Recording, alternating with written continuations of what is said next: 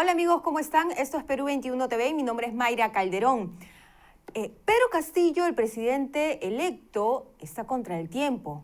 Ya mañana es 28, toma el mando del gobierno y aún no se conoce a ciencia cierta quiénes son los integrantes de su gabinete. Vamos a analizar quiénes podrían integrar el gabinete de Pedro Castillo con la politóloga María Paula Tábara. ¿Cómo estás? ¿Cómo estás, Mayra? Un gusto. ¿Qué tal?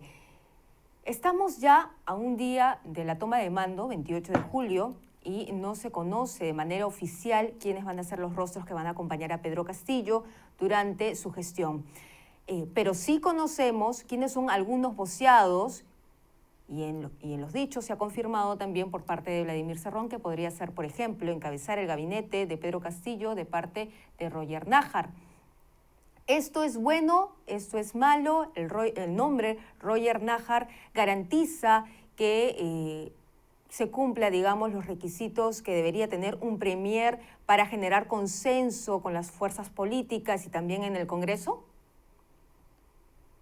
Creo que, digamos, el nombre en particular de Roger Nájar en esta ocasión, digamos, en la que estamos tan pendientes de poder generar posibilidades de diálogo, que hay tensiones, quizás hubiese sido, ¿no? Si finalmente como se vaya definiendo mejor, tener un personaje con no necesariamente partidario y con ello también con una actitud dialogante, sobre todo creo además que ocurre con el señor Nájar, que como tiene estos procesos previos, estos escándalos previos, pues puede desgastar la imagen y tener que dedicar tiempo a defenderle o a justificarle en lugar de al diálogo, ¿no? Ahora, la actitud que le conocemos al señor Nájar de su experiencia parlamentaria tampoco es una actitud mala en términos del propio diálogo parlamentario, conoce el espacio y quizás eso pues sí podríamos destacarlo como una cualidad positiva en términos de cómo va a poder mediar con el Parlamento. Habrá que ver en otros aspectos si logra ser un jefe de gabinetes de consenso entre todas las fuerzas y no solamente una voz partidaria, ¿no? Claro, de cara al bicentenario, el Perú está en una situación en la que necesita varias salidas, ¿no? Salidas a la crisis de la pandemia, salidas a la crisis económica en la que estamos viviendo y también una salida para remontar en educación. En ese sentido, este nombre que ha sido excongresista de UPP y que también se ha conocido que tiene denuncias, cumple con los requisitos para ser premier, para sacarnos de estas crisis que ya he mencionado? Como te digo, yo creo que en realidad podemos encontrarle características positivas en el sentido de la experiencia y del conocimiento. Hay que tener en cuenta que el papel de un primer ministro no es solamente un papel técnico, es también un papel político y un papel de poder transmitir al resto del gabinete la orientación política del gobierno. Y en eso quizás podría considerarse que el señor Nájar va a tener o podría tener un papel positivo. Ahora, también es cierto, como bien decías, eh, podría ser solamente un engranaje hacia el partido que no necesariamente sea tan dialogante y eso podría eh, generar mayores fricciones con el Parlamento, con la propia sociedad en algunos momentos. Y también, de nuevo, tenemos estos procesos previos que podrían desgastar su imagen desde el comienzo. Quizás hubiese habido otras o haya aún, no ha sido juramentado, ¿no? Ni ha sido confirmado que él vaya a ser. De hecho, él mismo ha dicho que el partido lo ha propuesto, pero que finalmente decidirá el profesor Pedro Castillo, pues podría quizás encontrar algunos nombres un poco más de consenso, pero por ahora creo que todavía estamos en una incertidumbre al respecto y que le podemos encontrar características positivas y negativas al sistema.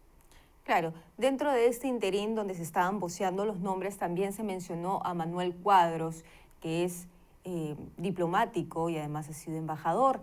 Entonces, como que él, esta figura, que él esté dentro de una de las comisiones de transferencia o que, digamos, esté encabezando un futuro gabinete de Castillo, podría dar cierta tranquilidad, digamos, a las voces políticas que pedían cierta confianza para las reformas y las gestiones que se tendrían que hacer en el próximo gobierno.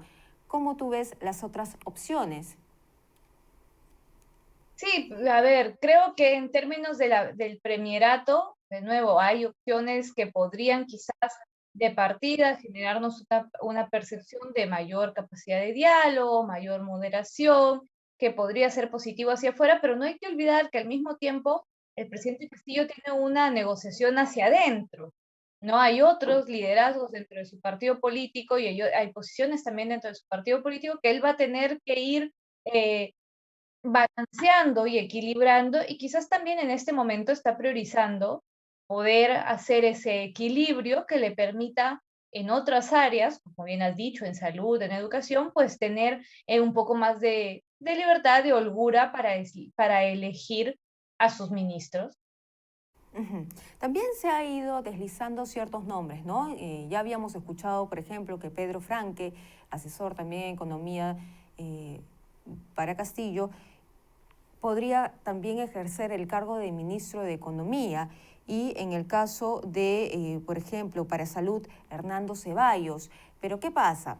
Que dentro de toda esta campaña, lo que se estaba cuestionando era la presencia de Vladimir Cerrón dentro de las decisiones que se podrían tomar de parte de Pedro Castillo, porque es un personaje cuestionado por la corrupción y porque además en estos momentos se está cumpliendo una sentencia.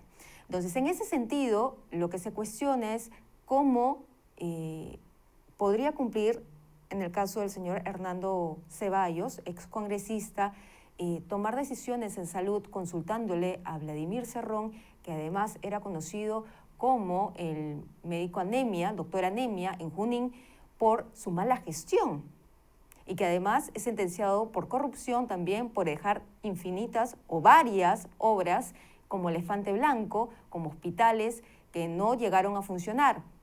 ¿Cómo ves Claro, tú este Mayra, pero nombre? él no va a ser el ministro. O sea, yo sí creo que necesitamos para ayudar a empoderar a un gobierno, necesitamos empezar a fijarnos en las acciones, principalmente de aquellos que van a conformar el gobierno. El señor Cerrón es una persona particularmente, digamos, efervescente, que tiende a buscar atención y por tanto también le vemos mucho más presente y no deja de ser el secretario general de su partido, pero digamos, quienes finalmente vamos a tener que evaluar su capacidad o no de gestionar, va a ser a los ministros. Entonces, quizás allí habría que prestar atención más bien hacia a las cosas que ha dicho el señor Ceballos, que pueden ser por momentos quizás muy alarmistas con respecto a la pandemia. Habría que preguntarnos si van a respetar el esquema de vacunación. En algún momento uno de los asesores del equipo técnico de Castillo planteó que quizás iban a avanzar solo con la primera dosis para llegar a más personas, y en este momento con las variantes estamos viendo que habría que plantear el esquema completo. Entonces creo que quizás hay que centrarse en esos equipos de salud más que en las declaraciones o la posibilidad de que una persona, un líder de su partido político, pero no un funcionario, ni parece ser que tampoco un miembro del gabinete, vayan a realizar, ¿no? Pero eso da claras luces. Una declaración te puede dar cuenta de cómo una persona puede actuar en el futuro o cuál es la influencia. En este caso, que una persona como Hernando Ceballos sea voceada para ejercer un ministerio de salud y que diga que va a consultar a Vladimir Cerrón sobre las decisiones que se tomen en salud, también causa extrañeza y preocupación. ¿No le parece? Sí, habría que ver, imagino que consultará con distintos especialistas y técnicos. Creo que, digamos, las distintas figuras alrededor del profesor Castillo han tratado de mantener este mismo frágil equilibrio, difícil, ¿no?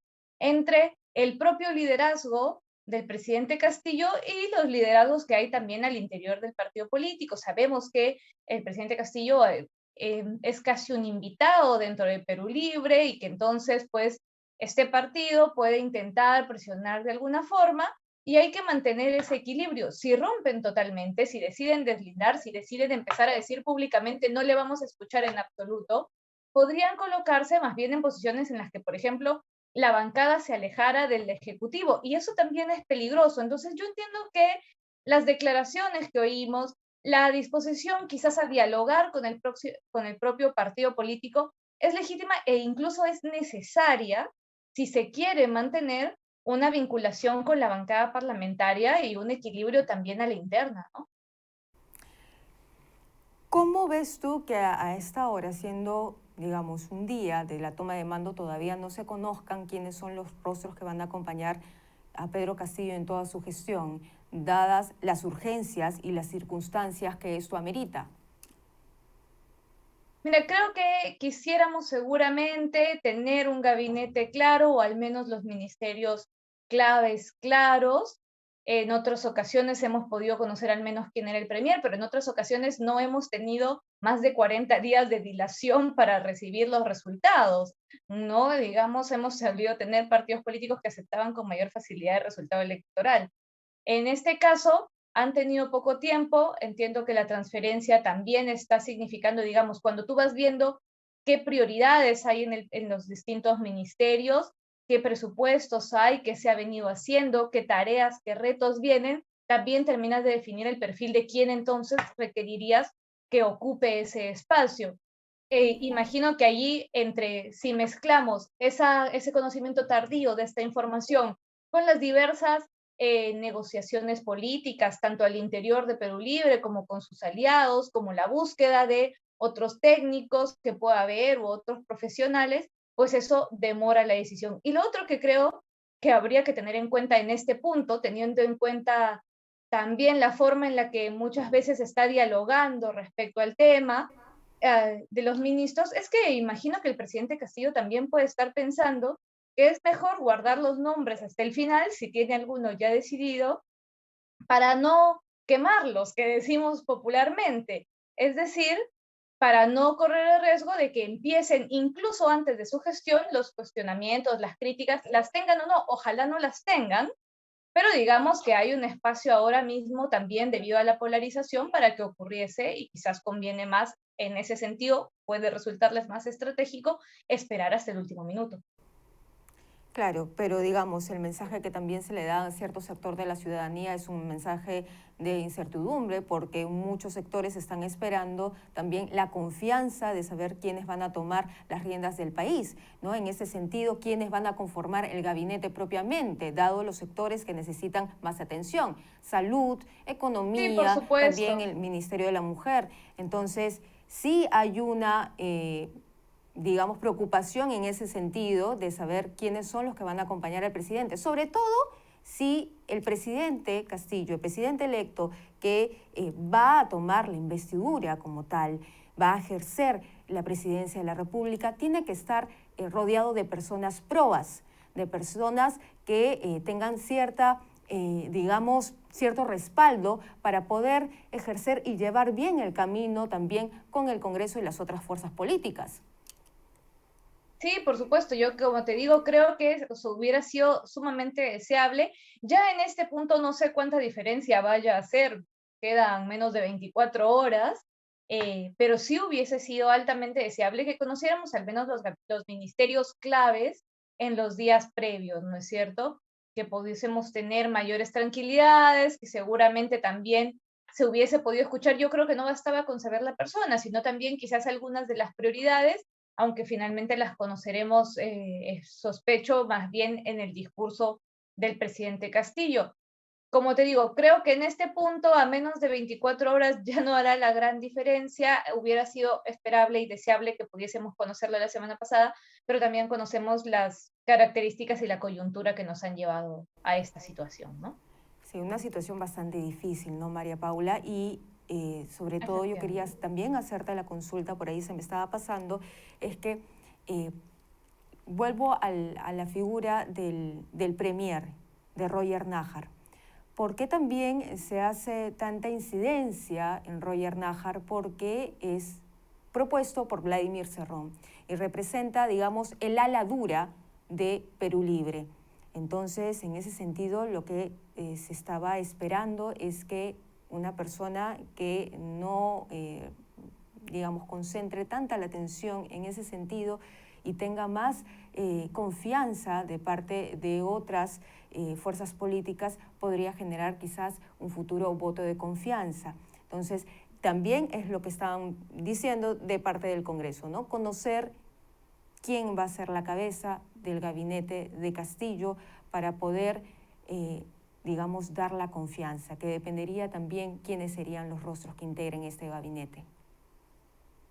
Sí, yo creo que una cosa que quizás vale la pena recordar aquí es que si bien Roger Najas ha sido propuesto por Perú Libre, ha sido mencionado por el propio Vladimir Cerrón, fue quien estuvo a cargo de esta especie de gestión, coordinación entre los diversos equipos técnicos, es decir, entre fuerzas partidarias, fuerzas aliadas, técnicos independientes, lo cual podría hablarnos pues de una capacidad de diálogo. Ahora mismo estamos como centrados en la poca información que tenemos de él, en lo que conocemos de su cercanía con efectivamente el ala más serronista, si quieres, del partido político Perú Libre, pero habrá que ver también en los próximos días si finalmente se confirma. En realidad, quien no ha sido ministro lo va mostrando en la cancha, ¿no? Entonces, quizás estamos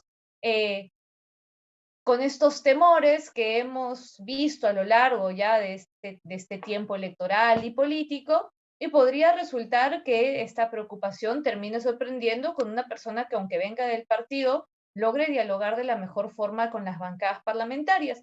Efectivamente, hay una parte de los congresistas que se pueden sentir más reticentes, la oposición más dura, digamos, que hay dentro del Parlamento, por sí sola no alcanza una mayoría, es decir, no podría rechazar un voto de confianza por sí sola. Y lo que también hay que tener en cuenta es que este sector también está ahora mismo en un proceso de posicionamiento político hacia la ciudadanía. Entonces, seguramente veremos en general actitudes más duras por su parte, tanto con este gabinete como con distintas actuaciones del presidente Castillo. Muy bien. Muchísimas gracias, María Paula, por acompañarnos haciendo ese análisis sobre el gabinete, quienes van a conformar el gabinete del presidente Pedro Castillo. Muy buenas tardes. Buenas tardes. Era entonces la politóloga María Paula Tábara, que estaba con nosotros analizando quiénes podrían encabezar el gabinete del presidente Pedro Castillo, que, digamos, podría garantizar una buena gestión en el futuro del presidente electo. Esta es la información, nosotros regresamos más adelante.